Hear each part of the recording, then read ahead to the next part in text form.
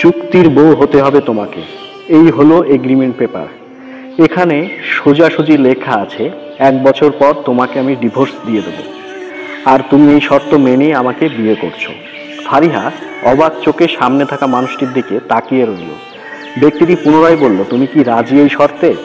Sir, আপনার কথার মানে আমি বুঝলাম না।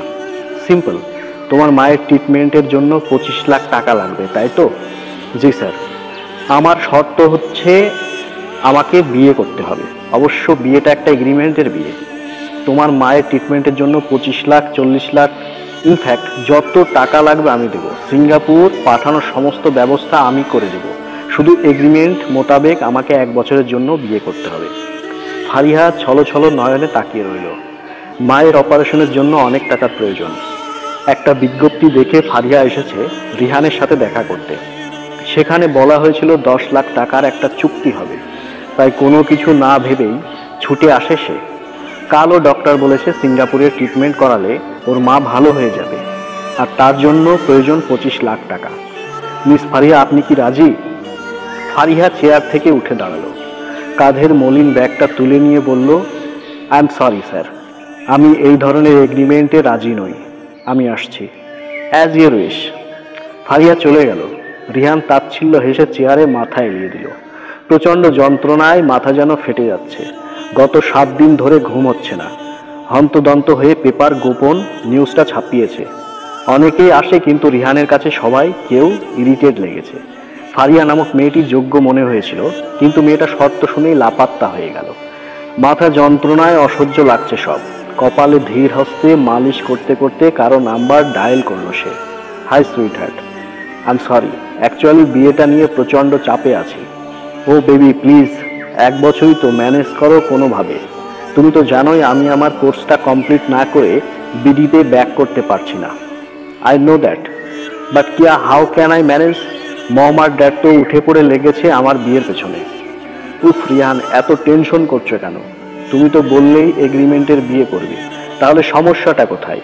অ্যাকচুয়ালি নো মোর ওয়ার্ড, আমি তোমাকে ট্রাস্ট করি ডার্লিং। আই নো তুমি কোনো মেয়েকেই টাচ করবে না। Thanks sweet heart. ওকে, এখন রাখছি, কেমন?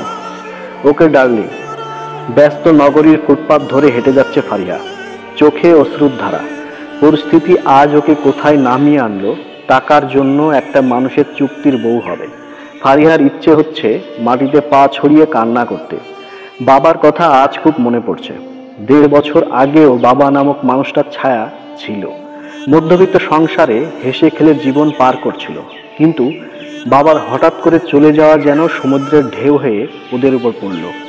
দাদার সম্পত্তি থেকে বঞ্চিত করা হলো, ওর কোনো ভাই নেই বলে। বাবার যা ছিল তা বিক্রি করে চলে আসলো ঢাকা শহরে। এখানে এসে কোনো মতে এইচএসসি পরীক্ষা দিল। মায়ের হঠাৎ অসুস্থতায় আরও এলোমেলো হয়ে গেল। পড়া হলো না ভার্সিটিতে। যা টাকা ছিল তা মায়ের চিকিৎসাতেই শেষ হয়ে গেল। কিন্তু হাই কপালের দুঃখ কি আর সহজে যায়? 6 মাস আগে মায়ের হার্ট ব্লক হয়েছে ধরা পড়ল। ছোট বাচ্চাদের পড়িয়ে কোনো মতে সংসার চালাচ্ছিল। অপারেশন করার টাকা কোথায়? মাসখানেক আগে কিডনির সমস্যাও ধরা পড়ল। সব এলোমেলো হয়ে গেল। মাকে জীবিত দেখতে হলে প্রয়োজন প্রায় 25 লাখ টাকা। ফারিয়া আপন মনে ভাবতে ভাবতে বাসায় চলে আসলো। ছোট্ট টিন চালের এক বাসাতে ভাড়া থাকে। আশেপাশে সবকিছুই বস্তির মতো। দরজা খুলে রুমে ঢুকতেই মায়ের খ্যাক খ্যাক কাশির শব্দ। ফারিয়া ছুটে গেল মায়ের কাছে। মা মলিন বিছানাতে শুয়ে আছে। ফারিয়ার দু চোখ ভরে উঠল। মা কিছু বলতে যাবে, তখন কাশি উঠে এলো। কাশতে কাশতে মুখ দিয়ে রক্ত বের হয়ে আসলো। ফারিয়া বিচলিত হয়ে পানি খাওয়ালো। মা লম্বা করে শ্বাস টানতে লাগলেন। ফারিয়া মায়ের পিঠে হাত বুলিয়ে যাচ্ছে। আমি বোধহয় আর বাঁচবো না রে মা। মা, এমন কথা একদম বলবে না। তুমি বাঁচবে, অনেক বছর বাঁচবে। তুমি না বাঁচলে আমাকে কে দেখবে বলো তো? আমার জন্য তোমাকে বাঁচতে হবে মা। কথাগুলো বলতে বলতে মাকে জড়িয়ে ধরল ফারিয়া। চোখ দিয়ে নোনা জলের ধারা নেমে যাচ্ছে। মা খ্যাক খ্যাক করে কাশতে লাগলেন। ফারিহা ধীর হাতে পিঠে মালিশ করল। কাশি থামাতেই ফারিহা মাকে শুইয়ে দিল। অত টাকা কোথায় রে মা? আমি জানি আমার বড় কোনো অসুখ হয়েছে। এমনটা বলতে নেই মা, তোমার শরীরের এমনি কিছু সমস্যা আছে। অপারেশন করালে তুমি একদম সুস্থ হয়ে যাবে। অপারেশনের টাকা পাবো কোথায়? তুই দিনরাত খেটে সংসার চালাচ্ছিস, আর কি করবি রে মা? ফারিয়া শুকনো হাসলো, মায়ের বুকে মাথা রেখে বলল, তোমাকে আমি বাঁচাবো মা, তোমার ট্রিটমেন্টের ব্যবস্থা হয়ে যাবে, তুমি অত ভেবো না তো, এখন রেস্ট নাও। মাকে সান্ত্বনার বাণী শুনিয়ে দ্রুত পায়ে ওয়াশরুমে ঢুকলো ফারিয়া।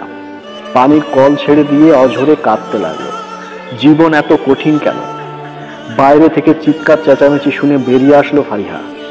দরজা খুলতেই মধ্যবয়সী এক মহিলা বললেন, কতবার কইতে হইব পানি কম খরচ করো, মাসে পানি বিল কত আহে খেয়াল আছে?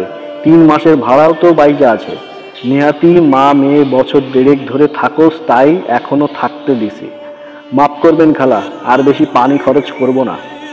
যা, সামনে মাসে কিন্তু ভাড়া দিতে হবে, না হলে বাসায় থাকতে পারবি না।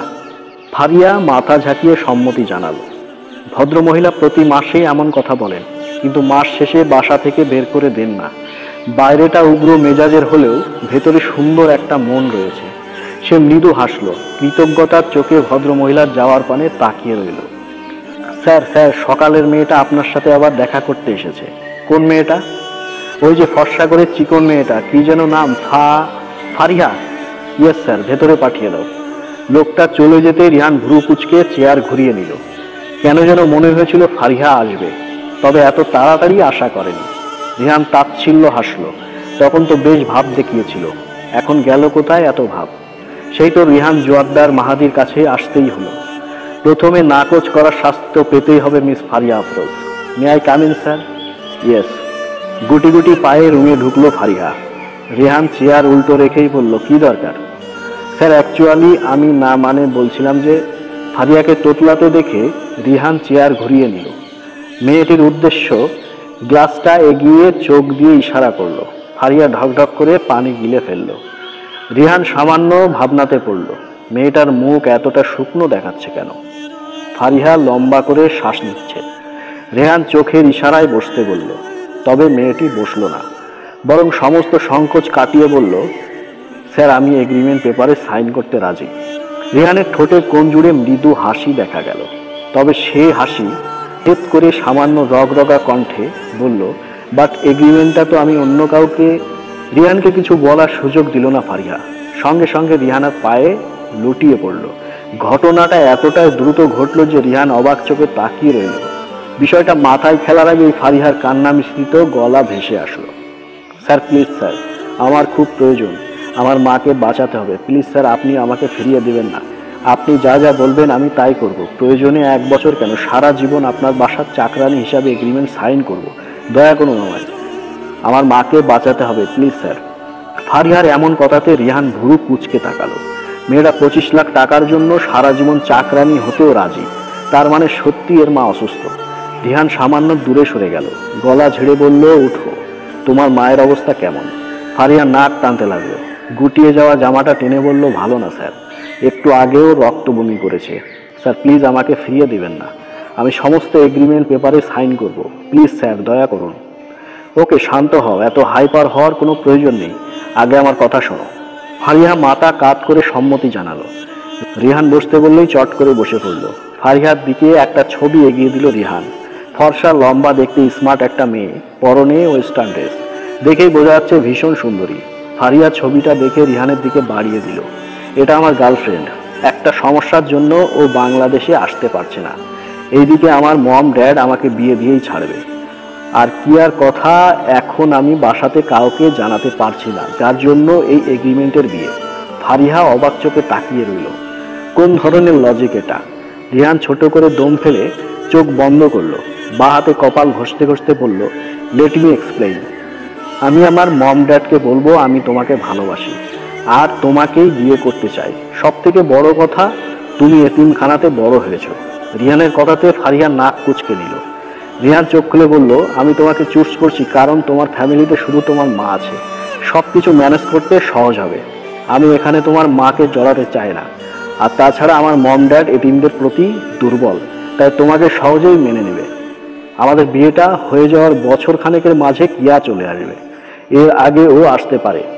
কিয়া তো চলে আসলে আমি বলবো আমাদের বিয়েটা কোনো বিয়েই নয়, তোমাকে ডিভোর্স দিয়ে দেব, আর আমি কিয়াকে বিয়ে করে নেব, বুঝতে পেরেছো? ফারিয়া মাথা ঝাঁকালো, কিছুক্ষণ ভেবে ভীত গলাতে বলল, বাট স্যার আপনি তো আপনার ফ্যামিলির পছন্দেও বিয়ে করতে পারেন।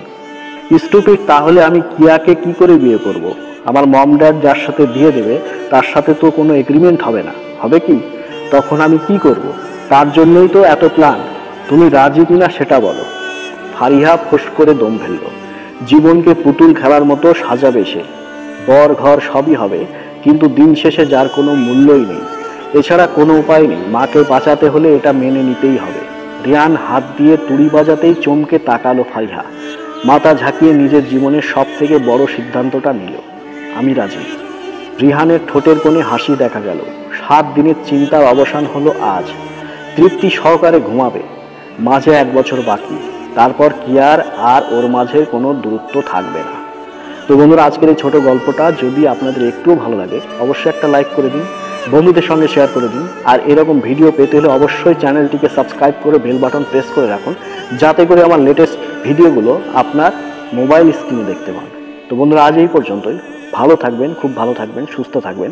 ধন্যবাদ সবাইকে।